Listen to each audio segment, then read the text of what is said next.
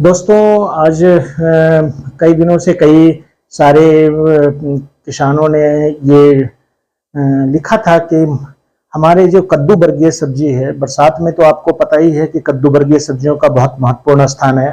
और शायद गर्मी के समय के अंत होते होते और बरसात शुरू होते होते लोग कई हर घरों में आपको लग जाएगा कि कद्दू वर्गीय सब्जियां लगाते हैं, जैसे घिया है, डानी है, करेला है, खीरा है, कद्दू है, इस तरह के, या समर स्क्वैश है वगैरह। तो इस तरह के जो बेल वाली सब्जियां हैं उसको लगाते हैं। और उसमें समस्या लोगों को ये आती है कि कई बार उन्होंने प्रश्न किया, जैसा कि आप देख रहे हो कि हमारे जो खास करके घिया में ये समस्या आती है कि फल लगते हैं और फल लगने के बाद फल जो है वो सूख जाते हैं, या फल जो है पूरी तरह से डेवलप नहीं हो पाता है। तो उसके कई कारण हो सकते हैं। पहले कारण के बारे में हम जानेंगे और कारण में ही हमारा जो समाधान भी छिपा हुआ है। जैसे सबसे पहले अगर हम कहते हैं कि जहां पर आपने बेल वाली सब्जी लगाई है, अगर वहां पे पानी नहीं होना चाहिए, मतलब ज्यादा सिंचाई नहीं करें उसको, और अगर कम सिंचाई कर रहे हैं तब भी प्रॉब्लम आता है। इन दोनों समस्याओं से क्या होता है कि जब आप अधिक पानी देंगे तो जो फूल हैं, जो पौधे हैं, वो ज्यादा ग्रोथ करते हैं। नाइट्रोजन की मात्रा ज्यादा अगर दे दिया हो आपने, तो कई बार ऐसा होता है कि पौधे की बढ़वार ज्यादा होने लगती है और फूल जो है फल बनने की संभावना उसमें कम हो जाती है। तो वैसे कंडीशन में हमने देखा है कि जो फूल आते हैं खास करके, तो वो जो फूल होते हैं वो फल में कन्वर्ट नहीं हो पाते हैं उसमें। और दूसरा जो कारण हो सकता है कि इसलिए सिंचाई और पानी, सिंचाई और खाद, उर्वरक, खासकर नाइट्रोजन खाद, वो संतुलित मात्रा में प्रयोग करें। दूसरा है कि परागन। आप जितनी भी बेल वाली सब्जियां हैं उनमें फूल खिलने का जो टाइमिंग होता है, मोस्टली वो जो टाइम होता है वो माना जाता है सुबह के समय। करेले में देखा होगा, जैसे आप देख रहे हैं, करेले में, खीरा में, राम तोरी में वगैरह में, इसमें जो फूल खिलते हैं वो सुबह के समय खिलते हैं। और कद्दू वर्गीय सब्जी में जो खासकर घिया वगैरह में देखा है कि शाम के 2 बजे के बाद या 2-2:30 दोपहर के बाद या शाम के समय में उसमें फूल खिलते हैं। तो ये जो फूल खिलते हैं उस समय मधुमक्खियों का जो आना जाना है वो आपके पौधों के पास ज्यादा रहना चाहिए। और ऐसा माना जाता है कि मेल फ्लावर, क्योंकि आप जानते हैं कि जितने भी कद्दू वर्गीय सब्जियां उसमें मेल फ्लावर और फीमेल फ्लावर एक ही पौधे पे अलग अलग आते हैं। तो मेल फ्लावर जो होते हैं उसकी पहचान आपको पता है कि मेल फ्लावर में जो पीछे जो होता है उसमें फल नहीं लगा होता, फीमेल फ्लावर में फल लगा होता है। जो मेल फ्लावर होगा उसमें से पराग के कण फीमेल फ्लावर के ऊपर जाने चाहिए। ये कैसे जाएंगे? इसका एकमात्र साधन है कीट। कीट में भी लाभदायक कीट, खासकर मधुमक्खी। तो जो फूल सुबह के समय खिलते हैं उस समय मधुमक्खियों का आना जाना सुबह के समय, चूंकि वो भूखे होते हैं और उनको खाने की तलाश होती है, तो वो सुबह के समय में ज्यादा अत्यधिक तेजी से भ्रमण करते हैं। तो इसका फायदा ये होता है कि परागन की क्रिया सुबह के समय ज्यादा अच्छी तरीके से हो जाती है। और ये भी माना गया है कि जो मेल फ्लावर हैं वो करीब करीब फीमेल फ्लावर पौधे पर आने से 10 दिन पहले आना शुरू हो जाता है। तो नंबर ऑफ मेल फ्लावर जितनी ज्यादा होंगे, ये नहीं कह सकते हैं कि तो फूलों को परागन की समस्या का समस्या उतनी ज्यादा नहीं आएगी, क्योंकि मधुमक्खियां पहले मेल फ्लावर की तरफ जाती है, फीमेल फ्लावर पे। इस तरह से पराग का कण एक दूसरे पे जा सकता है और इससे जो फ्रूट की सेटिंग में फायदा मिलता है। तो ये आपको ध्यान रखना पड़ेगा।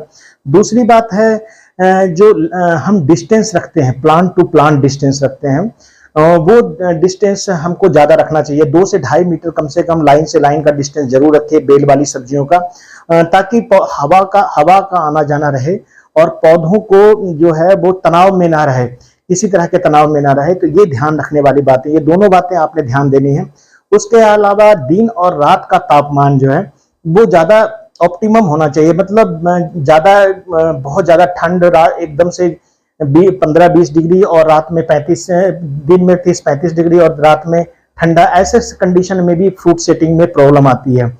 और अगर तेज हवा चलती है तो भी परागन में मतलब जब अगर परागन नहीं होगा, तेज हवा के कारण कई बार जो है मधुमक्खियां फूलों के ऊपर नहीं आ पाती है, उसके कारण से। तो चूंकि फूल जो फीमेल फ्लावर भी है वो एक दिन के लिए खिलते हैं, अगर परागन हो गया तभी वो फ्रूट जो है वो पूरी तरह से डेवलप होना शुरू होगा।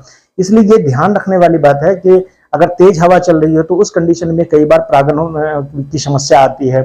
और अगर हम ज़्यादा जैसे पौधे को कई बार हम बेल वाली सब्जियां किचन गार्डन में लोग लगाते हैं तो उसको छायादार स्थान में लगा देते हैं, उस कंडीशन में भी परागण में एक समस्या आती है।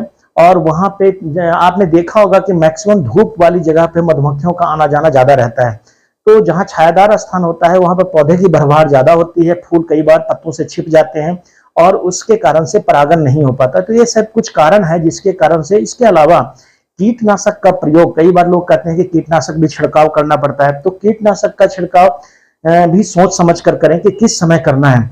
दिन के समय सुबह के मॉर्निंग आवर में 9-10 बजे तक मधुमक्खियों का जो परागण की क्रिया है बहुत तेजी से करते हैं वो, तो उस समय स्प्रे ना करें, यानी कि दोपहर के बाद ही आप अपने बेल वाली सब्जियों पर किसी भी कीटनाशक का छिड़काव करें ताकि पौधों जो मधुमक्खियां हैं उसको नुकसान ना हो।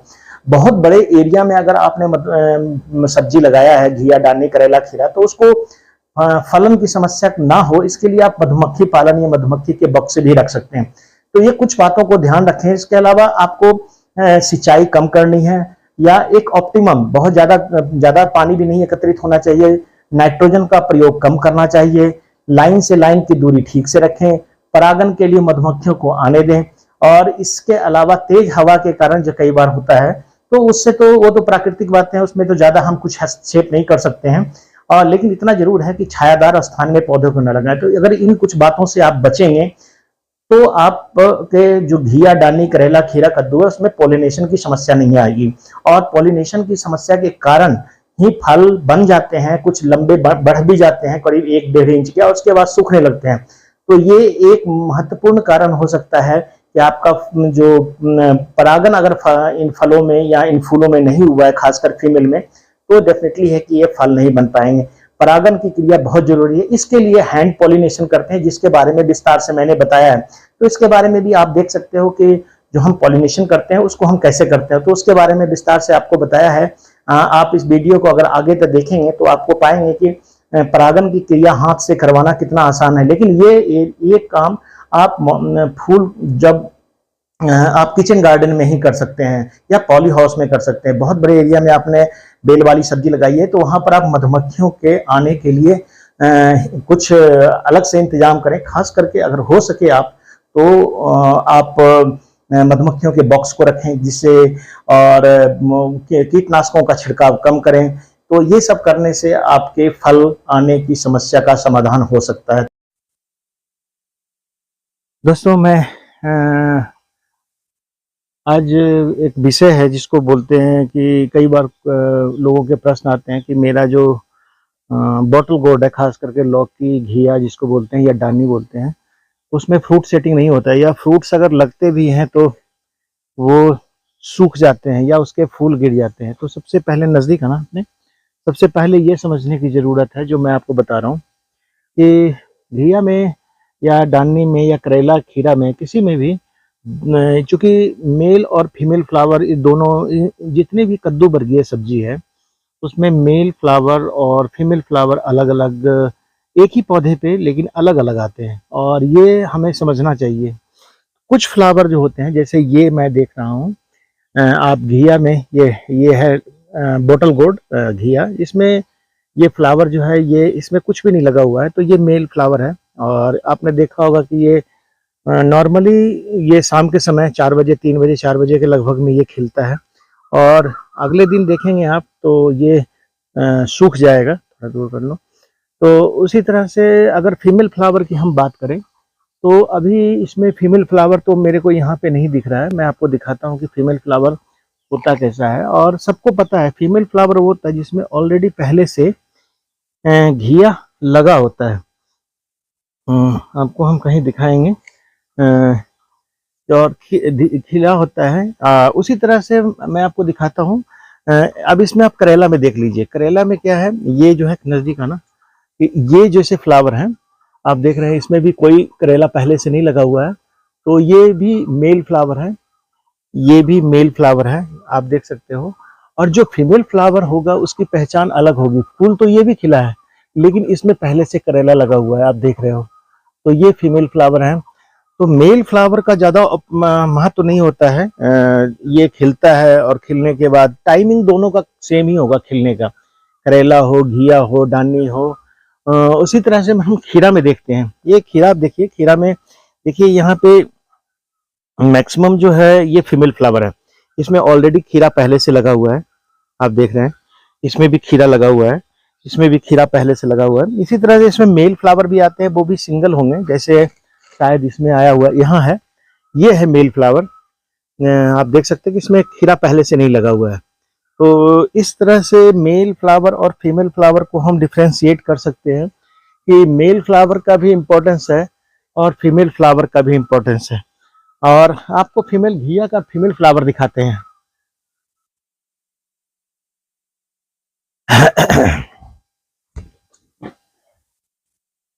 घिया का फीमेल फ्लावर देखिए, ये जैसे यहाँ पे ये घिया लगा हुआ है और इसमें भी फ्लावर है। तो इसी तरह से ये जब छोटा होता है तो घिया ऑलरेडी पीछे से लगा होगा और इसके आगे फ्लावर होगा। तो ऐसा बहुत सारा आपको फ्लावर हम दिखा देंगे। जब घिया लगने लगता है, जब डानी लगने लगता है, तो उसमें मेल और फीमेल फ्लावर, ये प्योर मेल फ्लावर है और ये इतना ये ऐसा ये मेल है और ये फीमेल है। तो इसी तरह से आपको रामतोरी में भी दिखेंगे, जैसे ये जिसको स्पॉन्ज गोट कहते हैं, इसमें ये पूरा डंठल जो है वो मेल फ्लावर का है। इसमें जो भी फूल तो कई सारे लगे हुए हैं, इसमें बंचेज में आप देखेंगे कई सारे बंचेज में लगे हुए, लेकिन ये सारे जो है वो मेल फ्लावर है, ये सारे मेल फ्लावर हैं। इसमें देखिए फूल लगा हुआ, इसमें कभी भी जो है रामतोरी नहीं लगेगा या आपका कभी भी इसमें, ये भी फ्लावर है देखिए, ये मेल फ्लावर है। लेकिन ये मेल फ्लावर का भी अपना, ये सुबह के समय फूल खिलता है। नॉर्मली मैंने आपको बताया ना कि रामतोरी जो है वो सुबह के समय खिलेगा फूल, और जो करेला होगा उसका भी फ्लावरिंग का टाइम करीब करीब सुबह मॉर्निंग में 6-7 बजे ही इसका फ्लावर ओपन हो जाता है और इसी समय पॉलिनेशन शाम होते होते इसके फूल झड़ जाएंगे। घिया डानी जो है ना, वो आपको देख रहे हो कि इसमें फ्लावर आए हुए हैं। ये मॉर्निंग के समय में नहीं, ये इवनिंग के समय में इसके फ्लावर करीब दोपहर के बाद खिलना शुरू होगा।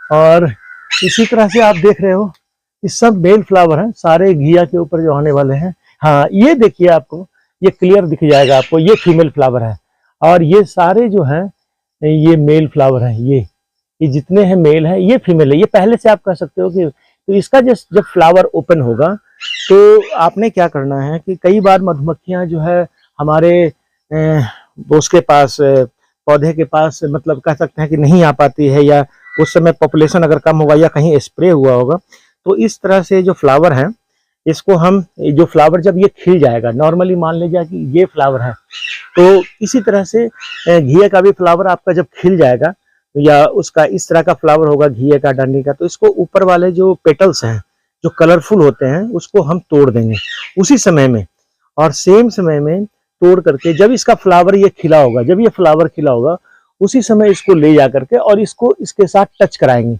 खुले हुए फ्लावर में। उसका फ्लावर का पेटल्स को नहीं तोड़ेंगे, इसके फ्लावर को। तो इसमें जो पॉलिनेशन होता है, पोलन ग्रेन होता है, जिसको हम बोलते हैं कि परागकण, जो मधुमक्खी एक फ्लावर से दूसरे फ्लावर को ले करके जाती है, तो वो पराग के कण जो है वो इसके साथ टच कराना है, तब जब ये फ्लावर ओपन हो जाए। ये कंडीशन कई बार ऐसा होता है कि जब बहुत सारा घिया का कोई बहुत बड़ा फील्ड लगा हुआ है, वहाँ ये प्रॉब्लम नहीं आती है, क्योंकि वहाँ मधुमक्खियां अट्रैक्ट हो जाती है, आती जाती रहती है, तो उसमें पॉलिनेशन ईजिली हो जाता है बहुत। लेकिन जहाँ खास करके किचन गार्डन वगैरह में, जहाँ पर इक्का दुक्का हम 1-2 पौधे लगाते हैं, उस कंडीशन में ये समस्या आती है कि फ्लावर जो है, मेल फीमेल फ्लावर जो है, ये ऐसा तो हो जाएगा, लेकिन बाद में क्या होगा कि थोड़े दिनों के बाद ये पूरा सड़ जाएगा या गोल होगा पूरा, जैसा कि आप फोटो में भी देख रहे हो कि ये सूख जाएगा। तो उस कंडीशन में आप लोग कहते हैं कि हमारा ये फल सेट नहीं हो रहा है या फ्लावर फ्रूट घी जो, तो ये तभी सेट होगा, ये फीमेल फ्लावर तभी सेट होगा जब इसमें पॉलिनेशन होगा। अगर पॉलिनेशन नहीं होगा तो ये फ्लावर थोड़े दिनों के बाद, 2-4 दिनों के बाद ये काला पड़ जाएगा या भूरा पड़ जाएगा और गिर जाएगा। तो ये तब होता है जब पॉलिनेशन नहीं होता है। उसी तरह रामतोरी में आप देख रहे हैं, जैसे ये आपको मैंने बताया कि ये मेल फ्लावर है और ये फीमेल फ्लावर है, दोनों को खिलने का टाइमिंग जो होगा एक ही समय होगा। ये सुबह के समय अभी खिला हुआ है, अभी 7-8 बजे का टाइम है। ये भी 3-4 दिन बाद ये जो फीमेल फ्लावर ऑलरेडी लगे हुए हैं, अगर सेटिंग नहीं होती है तो इस कंडीशन में आप इसका मेल फ्लावर को लीजिए ऐसे, और इसी समय में, और इसको आप, जैसे मैंने ये लिया हुआ है मेल फ्लावर, और इस मेल फ्लावर का ये जो पेटल्स हैं जिसको हम कहते हैं, इसको आप तोड़ दीजिए ऐसे, ताकि आसानी होती है, तोड़ना जरूरी नहीं होता है। और ये जो है हमारा इसमें पराग के कण, ये मेल है, इसका इसके साथ क्रॉस होना चाहिए, मतलब इसका ट्रांसफर होना चाहिए। तो इसको लेकर के, और जब वो खिल जाए, सपोज इसी को मान लीजिए कि ये फीमेल फ्लावर है, तो इसको ले जाकर के इसके साथ हम टच कराते हैं। तो एक फ्लावर से नॉर्मली 4 से 5 फ्लावर को आप टच करा सकते हैं। ये किचन गार्डन वगैरह में होता है। तो घिया डालने में, जैसे यहाँ घिया लगा हुआ सेटिंग हो गई है या कुछ भी हो गया, तो उस कंडीशन में तो कराने की जरूरत नहीं है। लेकिन कई बार जो फ्लावर लगातार आपके सूख रहे हैं, अगर घिया लग रहा है और उसमें फीमेल फ्लावर बन रहा है, लेकिन फीमेल फ्लावर भी बाद में सड़ जा रहे हैं या सूख जा रहे हैं या फ्रूट सेटिंग नहीं हो रही, तो उस कंडीशन में आप इसको पॉलिनेशन, हैंड पॉलिनेशन इसको बोलते हैं, हाथ के द्वारा परागन भी कराया जा सकता है। अगर आप हाथ के द्वारा परागन कराते हैं अपने किचन गार्डन वगैरह में, तो डेफिनेटली जानिए कि 100% फ्रूट सेटिंग होगा। ये तो ध्यान रखने। दूसरी बात, ये करेले में भी कर सकते हैं। जैसे करेला का फूल है, आपको मैंने दिखाया था कि मेल फ्लावर इसमें तो आ ही रहे हैं, और फीमेल फ्लावर, जैसे ये मेल फ्लावर है, अब ये फीमेल फ्लावर है, तो इसका ये फीमेल फ्लावर है, अभी ये खुला हुआ है। तो हम इसको क्या करेंगे, इसको ऐसे तोड़ देंगे, थोड़ा नजदीक आइए, और इसका जो ये पोलन ग्रेन है, जैसे आप हाथ में भी टच करेंगे तो ये थोड़ा चिपक जाएगा। तो इसको, इसके फूल के साथ इसको हम ऐसे इसके साथ थोड़ा टच करवाएंगे। देखिए यहाँ पर लेकर के, यहाँ नजदीक लाइए, ये इसको इसके साथ ला करके हम इसको टच करवाते हैं इसके ऊपर, और यही काम मधुमक्खियां करती है। अभी ये पॉलिनेट हो जाएगा तो ये फ्रूट सेटिंग हो जाएगा। बस इतना सा करना है। तो 3-4 फ्लावर के बीच में आप इसके पॉलिनेशन कर सकते हैं। ये सबसे बढ़िया टेक्निक है। अगर आप खेत में, आप अपने किचन गार्डन में, कई बार ये समस्या आती है, बहुत मैक्सिमम लोगों ने, ये एक्चुअली समस्या आती ही तब है जब हम किचन गार्डन में पौधे को लगाते हैं। तो यहाँ पर मैं आपको ये बताने का कोशिश कर रहा हूँ कि फीमेल फ्लावर और मेल फ्लावर की पहले तो पहचान कर लीजिए। कभी भी फीमेल घिया, राम तोरी वगैरह में, स्पॉन्ज गोल्ड में तो हम 100% पहचान होती है कि ये, लेकिन इसको तोड़ना नहीं चाहिए, ये भी रहना जरूरी है। फूल खिलेंगे तभी पॉलिनेशन होगा। तो ये ध्यान रखने की बात है कि जब भी आपको इस तरह की समस्या आती है, खासकर घिया, दानी, करेला, खीरा, कद्दू, राम तोरी, इन चीजों में, इवन समर स्क्वैश में लोग शिकायत करते हैं कि समर स्क्वैश जब हम लगाते हैं, या छप्पन कद्दू बोलते हैं, तो उसमें फ्रूट, बहुत सारे फीमेल फ्लावर बनते हैं, लेकिन उसमें फ्रूट सेटिंग नहीं हो पाता। तो उस कंडीशन में उसका जो फ्लावरिंग का टाइम है वो सुबह मॉर्निंग का है।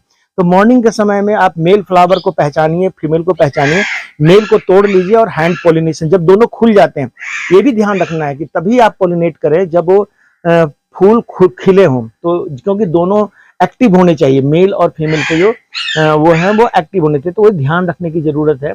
नॉर्मली ये समस्या खीरा में भी आता है, समर स्क्वैश में आता है, और घिया डानी में आता है। करेले में नहीं आता है, राम तोरी में भी बहुत कम ही आता है, लेकिन इन तीनों में, और इसमें सबसे ज्यादा जो आता है वो है आपका घिया डानी। तो ये ध्यान रखने की बातें हैं कि कई लोगों को ये समस्याएं समझ में आती है। कई बार हम बताते हैं कि अपने जो किचन गार्डन है उसमें ज्यादा से ज्यादा आप स्प्रे मत करें, कम से कम स्प्रे करेंगे तो उसका फायदा ये होगा कि आपको जो फ्लावर मिलेंगे, जो मधुमक्खियां होगी वो मॉर्निंग टाइम में मोस्टली विजिट करती है, तो उनका विजिट का टाइम में वो जब आएंगी तो उसके बाद डेफिनेटली है कि वो पॉलिनेशन कर जाएगी।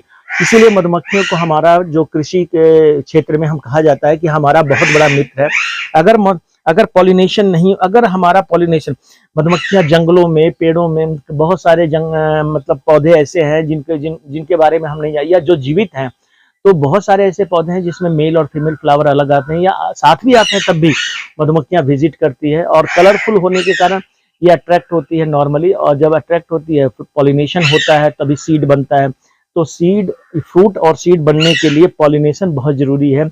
अगर पॉलिनेशन नहीं होगा तो आपने उसमें सीड नहीं बनेगा। तो ये थोड़ी सी बात मैं आप लोग को बता रहा था कि जैसे घिया, डानी, करेला, खीरा, कद्दू वगैरह में है, जो भी है, फ्रूट सेटिंग करने के लिए आपको ये करना आवश्यक है। मेल और फीमेल फ्लावर अगर की पहचान आपको होनी चाहिए। और मैं तो ये भी कहूँगा कि पहचान के साथ साथ आपको टाइमिंग का भी पता होना चाहिए कि कौन से टाइम पे, मॉर्निंग में या दोपहर में या शाम में, 3 ही टाइम होता है मोस्टली, जिसमें कुकरबीट्स के अलग अलग फ्लावर के खुलने का टाइम होता है, वो थोड़ा आपको पता होना चाहिए। इवन कई बार आपने सुना होगा कि हैंड पॉलिनेशन हम टमाटर में बाइसेक्सुअल, हर फ्लावर फ्रूट बनने की कैपेसिटी रखता है, लेकिन उसमें भी कई बार पॉलिनेशन की आवश्यकता होती है। तो हम जब पॉली हाउस में टमाटर लगाते हैं तो वहां भी हम कहते हैं कि वाइब्रेटर, जैसे पोलन वाइब्रेटर होता है, जिसको हम प्लांट को वाइब्रेट करते हैं ताकि पोलन ग्रेन टूट करके अलग होकर के फीमेल फ्लावर पे जाए। नहीं तो बाइसेक्सुअल या हर्माफ्रोडाइट या जो भी बोल सकते हैं कि दोनों जो सेक्स है मेल और फीमेल दोनों एक ही फूल में होने के बावजूद भी कई बार पॉलिनेशन नहीं होता है। तो उस समस्या के समाधान के लिए पोलन वाइब्रेटर यूज करते हैं, या फिर कई बार हम जो है हैंड से पोलिनेट करते हैं, हाथ से पोलिनेशन करते हैं, तो ये समस्याएं आती है।